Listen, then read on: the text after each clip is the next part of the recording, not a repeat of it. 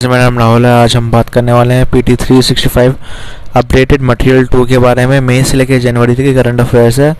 हमने 3 लेक्चर निकाले हैं इसके। एक तो पॉलिटी है, एक इंटरनेशनल रिलेशन है जो कवर हो चुका है। इकोनॉमी थोड़ा बड़ा है इसलिए बहुत ही ज़्यादा डिवाइडेड होगा वो लेक्चर जो आएंगे इकोनॉमी पे। इसका इकोनॉमी का पहला लेक्चर इसमें फाइनेंशियल या फिजिकल पॉलिसी जो है वो हमने लास्ट लेक्चर में कवर करा था।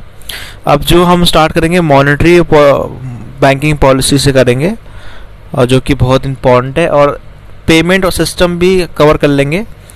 तो शायद लेबर से पहले हम 3.2 और 3.3 कवर कर लेंगे आज इस लेक्चर में। जो चैनल को लाइक शेयर सब्सक्राइब करना ना भूलना।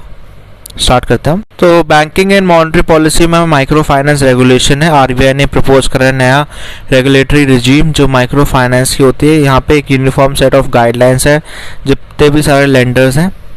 यहाँ पे माइक्रो फाइनेंस की बात करें तो ये एक फॉर्म ऑफ फाइनेंशियल सर्विस है जो प्रोवाइड करता है स्मॉल लोन्स या अदर फाइनेंशियल सर्विसेज पुअर और लो इनकम हाउस होल्ड को, जो इनेबल करता है बोरोवर्स को कि वो अपना काम करे और वो पॉवर्टी को डील आउट करे और इनकम जनरेट करे, लोगों के अंदर लोगों को काम दे, रोज़गार दे।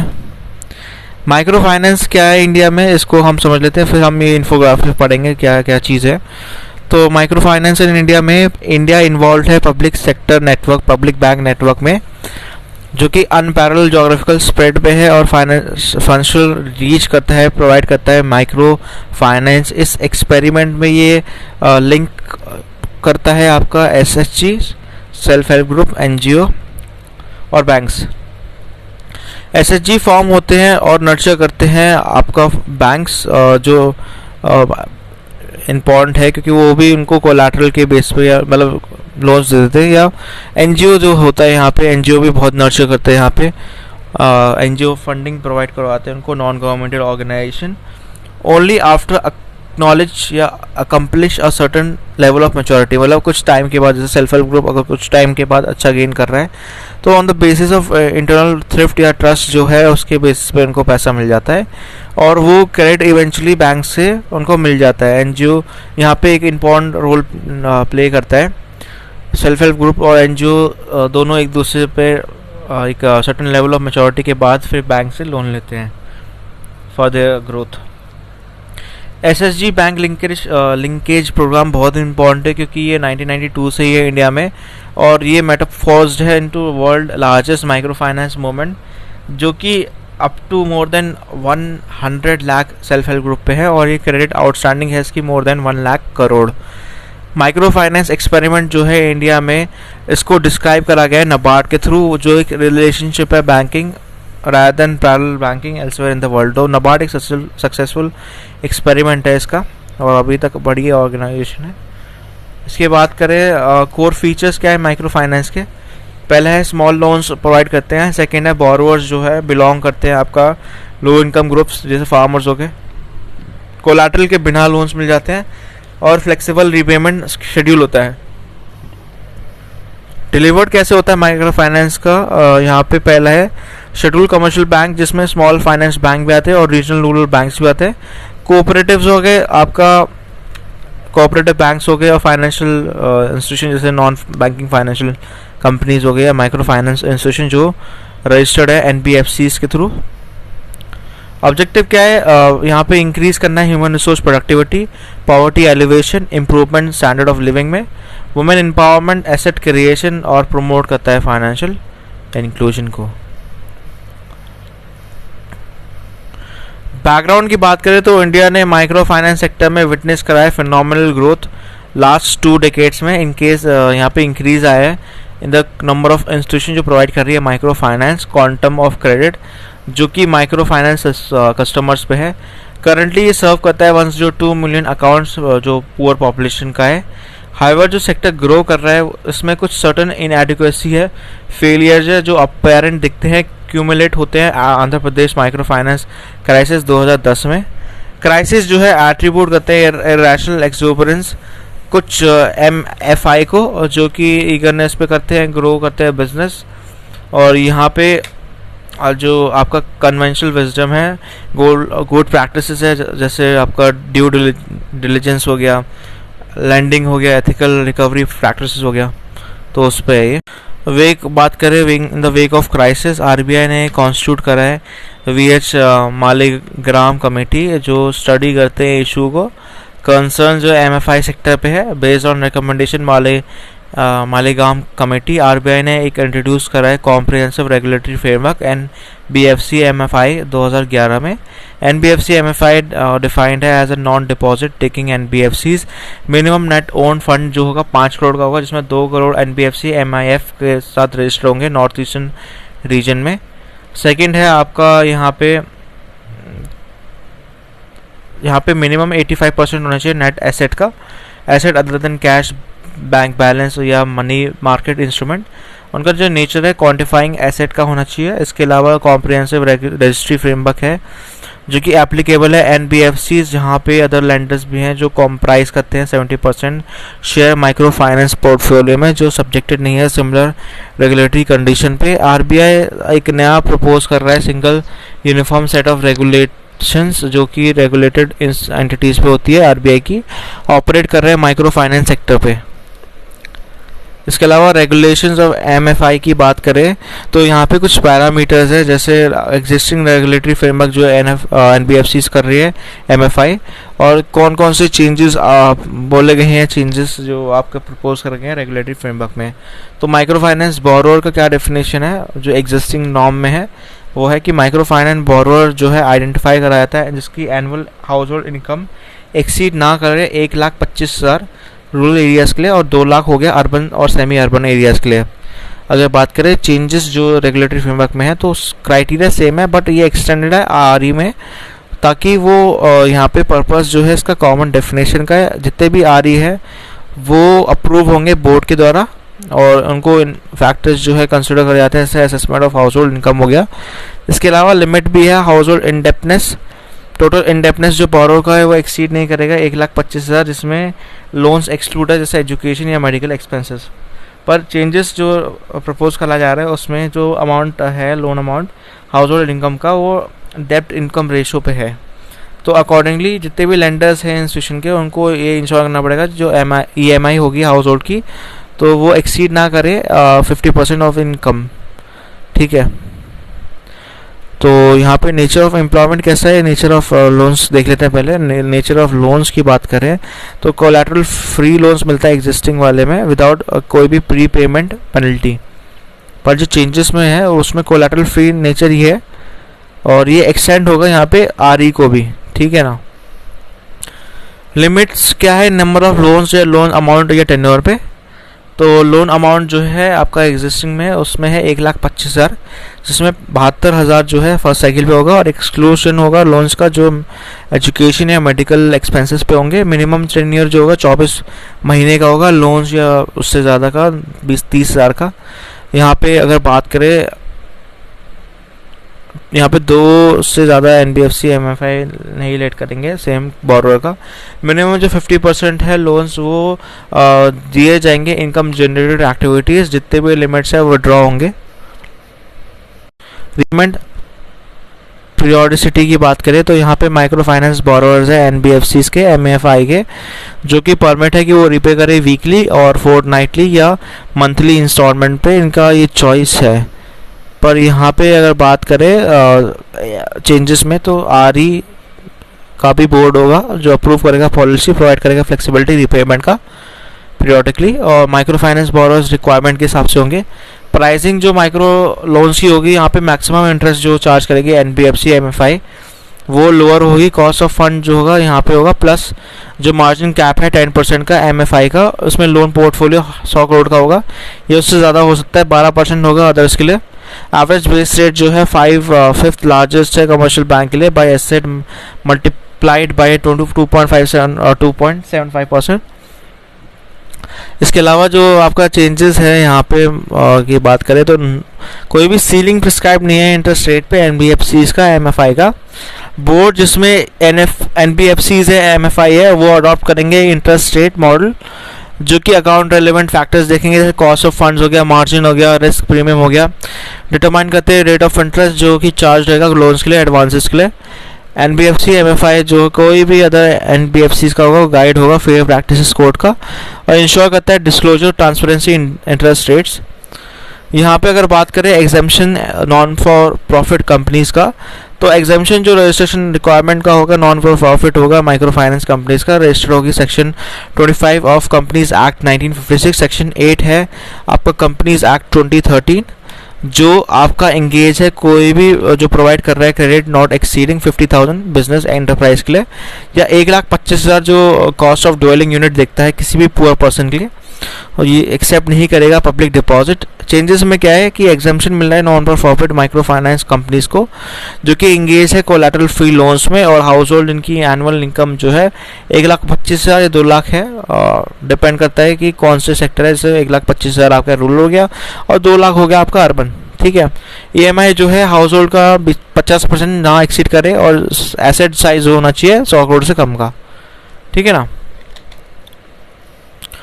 नेक्स्ट न्यूज़ है आपका RBI सरप्लस ट्रांसफ़र, बहुत इंपॉर्टेंट न्यूज़ है। RBI ने अप्रूव करा है 99,000 करोड़ का, 99,122 करोड़ का सरप्लस, जो कि एक्सेस है इनकम और expenditure to central bank for its reserve. ठीक है, तो 99,000 करोड़ का सरप्लस है भाई, बहुत ज़्यादा अमाउंट है ये, और ये इनकम ज़्यादा है एक्सपेंडिचर से to central government for reserves. तो कैसे RBI जनरेट करता है सरप्लस, ये एक क्वेश्चन आ जाता है, जो कि इस बॉक्स में आप देख सकते हो कि RBI की इनकम पहले समझ लेते हैं फिर एक्सपेंडिचर देख लेंगे। तो मेजर इनकम हेड्स कौन से RBI के, 41% से है foreign sources, other income from foreign sources. फिर आपका इंटरेस्ट फ्रॉम डोमेस्टिक सोर्सेज है, जो डोमेस्टिक मतलब कि नेशन से जो आ रही है 33% है। थर्ड है आपका इंटरेस्ट फ्रॉम फॉरेन सोर्सेज। ठीक है, यहाँ पे एक डिफरेंस है, इनकम जो आ रही है फॉरेन सोर्सेज से और इंटरेस्ट जो आ रहा है फॉरेन सोर्सेज से, वो दोनों अलग अलग है। तो सोर्सेज जो आपका इंटरेस्ट के जो आ रहे हैं वो 19% है, और जो अदर इनकम है डोमेस्टिक सोर्सेज से वो 7% का है। अब RBI खर्च का करता है ये भी समझ लेते हैं। RBI का एक्सपेंडिचर अगर देखें तो 63% मतलब मेजर जो है इसका कंट्रीब्यूशन जाता है CF को और ADF को, और यहाँ पे 15% एजेंसी चार्जेस होते हैं जो कमीशन मिलता है बैंक्स को, प्राइमरी डीलर्स को। थर्ड है आपका जो प्रिंटिंग ऑफ नोट्स है यहाँ पे 12% का है, और फोर्थ है एम्प्लॉयज़ को जो कॉस्ट होता है 10% है। पहले हम एक एक करके देखेंगे इसको, इस पर ही बात कर लेते हैं जो आपका इनकम पे है।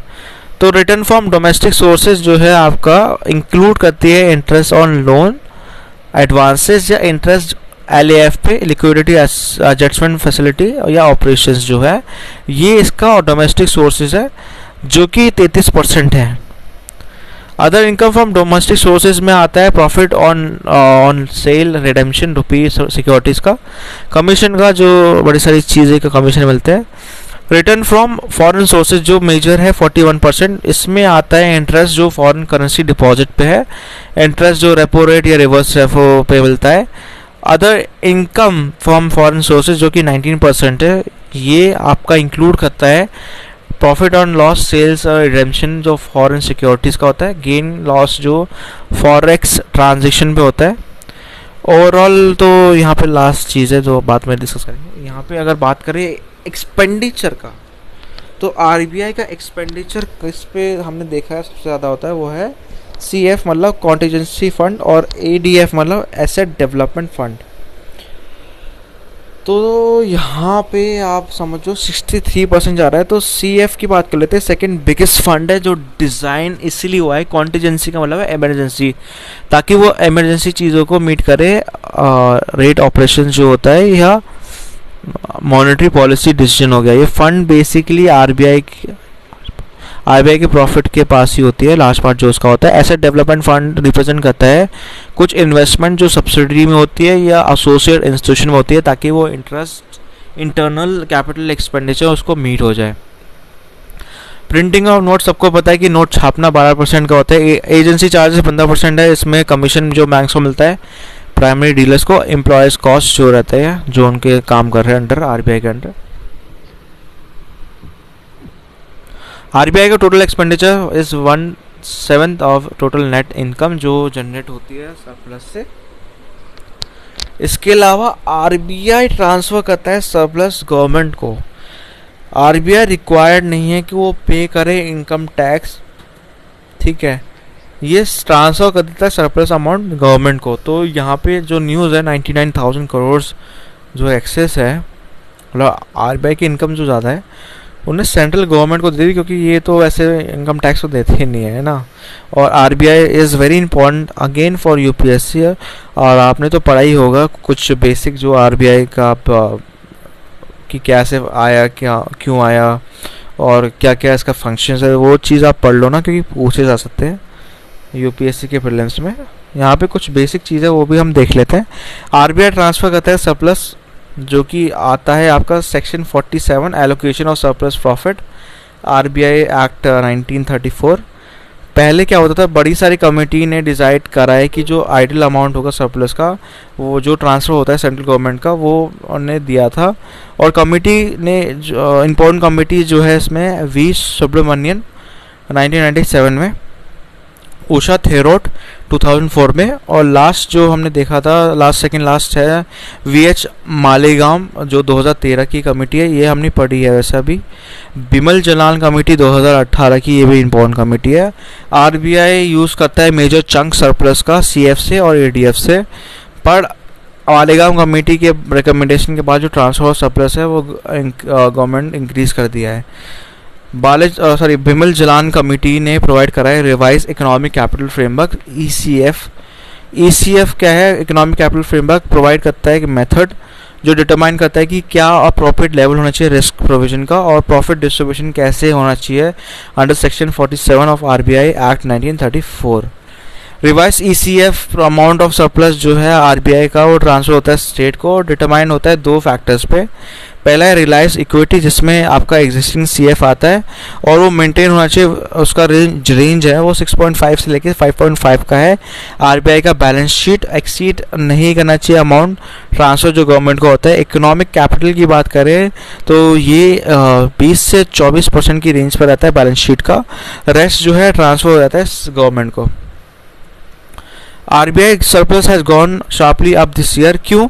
क्योंकि पहला है lower expenditure due to reduction in provision of amount, इसका मेजर रीज़न है। इस टाइम पे जो अनाउंस करा है कि डिसाइड करा है कि मेंटेन करना चाहिए सीएफ 5.5 पे, आरबीआई ने मेंटेन करा है लोएस्ट रिक्वायर्ड बफर, वाइल जो पास करा है गवर्नमेंट पे मैक्सिमम पॉसिबल सरप्लस करा है। राइज हुआ है आरबीआई का सरप्लस, जो कि लिंक कर सकता है हायर इनकम जो आती है ओएमओ से, ओपन मार्केट ऑपरेशन, और सीजेबल राइज ऑफ फॉरेस्ट रिजर्व जो फॉरेन रिजर्व के उसके भी। अदर रीज़न कौन सा हो सकता है? टारगेटेड लॉन्ग रेपो ऑपरेशन जो है TLTRO, ये आपका targeted long term repo operation है जो इन्फ्यूज़ करता है कैश बैंकिंग सिस्टम में, लैंडिंग करता है आपका स्पेसिफिक सेक्टर्स पे, ठीक है ना। नेक्स्ट न्यूज़ है आपकी 3.3, यहाँ पे पेमेंट सिस्टम और फाइनेंस मार्केटिंग की बात करते हैं, फाइनेंशियल मार्केट की। तो सोशल स्टॉक एक्सचेंज सभी को पता होगा, मोस्टली जो अज्यूम कर रहा हूँ जिन्हें न्यूज़ पढ़ी है, ये सेबी ने निकाला था और ये पब्लिक करता है आपका, सेबी का फुल फॉर्म है securities exchange board of India, public करता है टेक्निकल ग्रुप को और रिपोर्ट करता है सोशल स्टॉक एक्सचेंज को। सोशल स्टॉक एक्सचेंज क्या है इसको समझ लेते हैं। ये एक फंक्शन करता है, रेगुलेट करता है फंडिंग प्लेटफॉर्म, जो अलाउ करता है प्रॉफिट से सोशल एंटरप्राइज को, जैसे NPO non for profit organisation को, जिसमें एक सोशल पर्पस होता है ताकि वो करे अपना जो फंड है उसको रेज करे। प्रेजेंटली एवेन्यूज जो सोशल सेक्टर्स के होते हैं एफपीई का और एनपीओ का, वो रिसीव करते हैं फंडिंग सीएसआर से, कॉर्पोरेट सोशल रिस्पॉन्सिबिलिटी से, इम्पैक्ट इन्वेस्टमेंट पे, और आपका फिलांथ्रोपिक या गवर्नमेंट ग्रांट से। ये सोशल ऑर्गेनाइजेशन को लाता है, जैसे एनपीओ और एफपीओ को, इम्पैक्ट इन्वेस्टर्स को, स्पेसिफिकली जो आपका इंस्टीट्यूशनल इन्वेस्टर्स है, ताकि वो बाय करे स्टेक बॉन्ड्स के फॉर्म में जो लिस्टेड ऑर्गेनाइजेशन का होता है। प्रोवाइड करता है मैकेनिज्म जो प्रिजर्व करता है सोशल एनवायरमेंटल मिशन ऑर्गेनाइजेशन का। इन्वेस्टर्स को अपॉर्चुनिटी मिलता है कि वो मिटिगेट करे सोशल इकोनॉमिक प्रॉब्लम इन्वेस्टमेंट के थ्रू, और ये पोटेंशियल राइज करता है फाइनेंशियल रिटर्न्स को। कुछ प्रोमिनेंट जो है प्रोमिनेंट एसएसई जो है यूके का है, सोशल स्टॉक एक्सचेंज, कनाडा का है social venture connection, South Africa है South African social investment exchange, और सिंगापुर का है इम्पैक्ट इन्वेस्टमेंट एक्सचेंज। तो ये इंडिया में कोई नया कॉन्सेप्ट नहीं है, आप देख सकते हो यूके का भी है, कनाडा का भी अपना है, और आपका साउथ अफ्रीका भी का अपना है। तो ऐसा बड़े सारे कंट्रीज़ का भी है। तो इसको आप देख लो, ग्राफ को समझ लोगे आराम से। सिंपल है, जैसे आप स्टॉक मार्केट का देखते हो वैसे ही सोशल स्टॉक एक्सचेंज होता है। रिटेल इन्वेस्टर्स जो इन्वेस्ट करते हैं मनी प्रोजेक्ट में और ये लगाते हैं पैसा अपना, और यहाँ से फंड रेज होता है सोशल एंटरप्राइज के लिए। और यहाँ पे आप देख लो तो लिस्टेड होते हैं कुछ वॉलंटरी ऑर्गेनाइजेशन जिनको सिक्योरिटी टाइप पे होते हैं, और फिर उनके स्टॉक खरीद जाते हैं। इशुएंस मिलता है trading of securities institutional investors को। नेक्स्ट न्यूज़ है वो है 3.4 labour employment skill development and entrepreneurship की बात करें तो यहाँ पे पहली न्यूज़ है अनएम्प्लॉयमेंट इन इंडिया। तो ये बड़ा मुद्दा है अनएम्प्लॉयमेंट का, और इंडिया का जो अनएम्प्लॉयमेंट है वो रेट बढ़ा है 7.11%, जो कि रिकॉर्ड करा गया है 2020 में, जो कि हाईएस्ट है 30 सालों में। और ये किसने रिकॉर्ड करा है रिपोर्ट, ये इम्पोर्टेंट है, यूपीएससी पूछ सकता है। इंटरनेशनल लेबर ऑर्गेनाइजेशन ने करा ये, आईएलओ ने, ठीक है ना। यहाँ पे आप देखो तो ट्रेडिशनल फैक्टर्स जो कंट्रीब्यूट करते हैं अनएम्प्लॉयमेंट इंडिया में, उसके कुछ पॉइंट्स है। जैसे डिस्गाइज अनएम्प्लॉयमेंट एग्रीकल्चर में होता है, economic slow down, less focus जो लेबर इंटेंसिव सेक्टर्स पे होते हैं जैसे टेक्सटाइल लेदर हो गया, इनएडिक्वेट ग्रोथ ऑफ इंफ्रास्ट्रक्चर हो गया, लो इन्वेस्टमेंट हो गया मैन्युफैक्चरिंग सेक्टर्स में, रिग्रेसिव सोशल नॉर्म्स हो गए, या ये डेटा करता है वुमेन को कि वो एम्प्लॉयमेंट में काम करे, पॉपुलेशन ग्रोथ और वोकेशनल स्किल्स नहीं है इतने, या लो एजुकेशनल लेवल है वर्किंग पॉपुलेशन का। तो ये ट्रेडिशनल चीज़ें हैं। अब यहाँ पे क्वेश्चन आता है गवर्नमेंट कर क्या रही है। तो गवर्नमेंट क्या कर रही है, फिस्कल और इनकम सपोर्ट दे रही है। पहला है इनकम, पहला है आपका इकोनॉमिक स्टिमुलस पैकेज जो है अनाउंस हुआ था एज अ पार्ट ऑफ प्रधानमंत्री गरीब कल्याण पैकेज, जो सब्सिक्वेंट आत्मनिर्भर पैकेज प्रोवाइड करता है सेल्फ रिलायंस मिशन, जिसका अमाउंट है 20 ट्रिलियन का, अराउंड 10% ऑफ इंडियाज जीडीपी, जो इंक्लूड करता है बड़े सारे मेजर को कि वो कंटेन करता है और एडवर्स इम्पैक्ट जो आता है लाइवलीहुड पे। सेकेंड है सपोर्ट करता है इनकम फीमेल की, जनार्दन अकाउंट होल्डर जो पेड है 500 पर मंथ का 3 महीने के लिए, और फंड जो एलोकेट होते हैं BOCW के अंडर, सेस के अंडर, जो यूटिलाइज होते हैं स्टेट के द्वारा कैश बेनिफिट के लिए, कंस्ट्रक्शन वर्कर्स के लिए। इंक्रीज करता है एलोकेशन ऑफ मनरेगा जो 40,000 करोड़ का रहता है, along with the increase number of wages जो स्कीम के अंडर आते हैं। यहाँ पे फोकस करा जा रहा है गरीब कल्याण रोजगार अभियान जो लॉन्च हुआ था 116 मोस्ट अफेक्टेड डिस्ट्रिक्ट पे सिलेक्टेड स्टेट्स के, जो बूस्ट करते हैं एम्प्लॉयमेंट माइग्रेंट्स के लिए। अनएम्प्लॉयमेंट अलाउंस की बात करें, अनएम्प्लॉयमेंट अलाउंस में अटल बीमित व्यक्ति कल्याण योजना इनहेंस करता है 25% से average salary down to 50%। Next point है pension fund tax support credit, support जो फॉर्मल सेक्टर को मिलता है वर्कर्स को मिलता है employees through payment on behalf of employees contribution होता है 12% का EPF का। रिलीफ मेजर जो अनाउंस करता है स्टेट में, बिहार फॉर एग्जांपल अनाउंस कर रहा है एक इक्वल मेजर जो सेंट्रल डिस्ट्रीब्यूशन पे होता है स्टेट रिसोर्सेज का, फ्री डिस्ट्रीब्यूशन PDS का। तमिलनाडु ने अनाउंस करा है 4,000 हैंड आउट पर राशन। केरला ने अनाउंस करा है फ्री फूड किट्स जो इंश्योर करता है no family will go hungry. तो ये कुछ इंपॉर्टेंट एग्जांपल है जो आप कोट कर सकते हो मेंस में, ठीक है। इसके अलावा यहाँ पे इम्पॉर्टेंट क्या है, ऑनलाइन पब्लिक एम्प्लॉयमेंट सर्विसेज, बड़े सारे वर्कर्स जो सीख कर रहे हैं एम्प्लॉयमेंट मूव कर सकते हैं ऑनलाइन। जैसे नेशनल करियर सर्विस है इंडिया का पब्लिक एम्प्लॉयमेंट एजेंसी जो उनको इंकरेज करता है वर्क फ्रॉम होम, ऑफर करता है नंबर ऑफ ऑनलाइन ऑप्शन। जितने भी जॉब फेयर्स है इवेंट्स है वो मूव हो गए ऑनलाइन, ताकि जॉब सीकर्स और एम्प्लॉयर्स जो है मेंटेन करें सोशल डिस्टेंसिंग। अदर सर्विसेज जो इंक्लूड करता है ऑनलाइन ट्रेनिंग होती है जॉब सीकर्स को, क्रिएशन ऑफ वीडियो प्रोफाइल होता है, video CV, online career counselling और बड़ी सारी चीज़ जो फ्री ऑफ कॉस्ट है। इसी के साथ ही न्यूज़ ख़त्म होती है। चैनल को लाइक शेयर सब्सक्राइब करना। सोशल मीडिया पे कनेक्ट होना है मेरे साथ, तो आप क्या कर सकते हो, आप डिस्क्रिप्शन पे जाओ, लिंक है इंस्टाग्राम का, टेलीग्राम का, आप चेकआउट कर सकते हो और आपको ऐसे ही कुछ डेली के मिल जाएंगे। यहाँ पे आप चेकआउट सकते हो, डेली आती है वीडियोस, तो आपके लिए इजी रहेगी। इसी के साथ ही आपको जानना है माइक कौन सा यूज़ करता हूँ या बुक कौन सा यूज़ करता हूँ मैं, तो उसका भी लिंक डिस्क्रिप्शन पे, आप अमेज़ोन से बाय कर सकते हो अगर आपको चाहिए तो।